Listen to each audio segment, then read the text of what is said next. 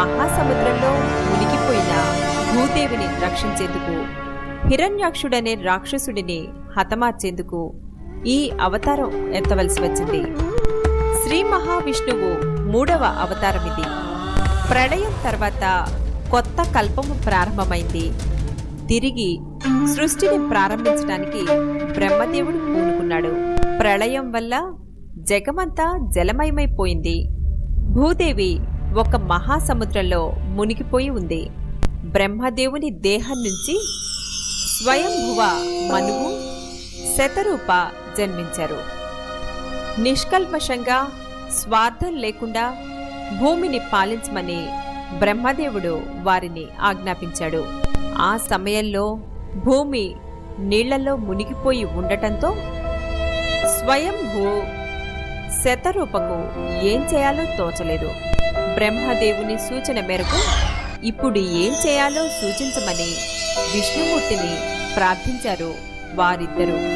అప్పుడు ఒక చిన్న వరాహము వారి ముందు ప్రత్యక్షమైంది. క్షణాలలో ఆ వరాహము ఒక పర్వతమంత ఎత్తుకు ఎదిగిపోయింది. ఆ వరాహము వేరెవరో కాదు, సాక్షాత్తు శ్రీ మహావిష్ణువేనని గుర్తించారు బ్రహ్మ, స్వయంభువు, శతరూప. నీళ్లలో మునిగిపోయిన భూదేవిని పైకి తీసుకురావడానికి ఆ సముద్రంలోకి ప్రవేశించింది ఆ మహావరాహము. ఆ కాలంలో హిరణ్యాక్షుడనే రాక్షసుడు ఉండేవాడు. అతనికి తన బలం మీద నమ్మకం ఎక్కువ. స్వర్గం మీద దాడి చేసి దేవతలను అక్కడి నుంచి తరిమివేశాడు. దేవతలను రక్షించే విష్ణుమూర్తిని సంహరించి భూమిని చాపలా చుట్టేసి సృష్టిని జరగకుండా ఆపాలనుకున్నాడతను. అందుకోసం విష్ణుమూర్తిని వెతుకుతూ సముద్రం ఒడ్డుకు చేరుకున్నాడు. అక్కడ వరుణుడు కనిపించాడతనికి.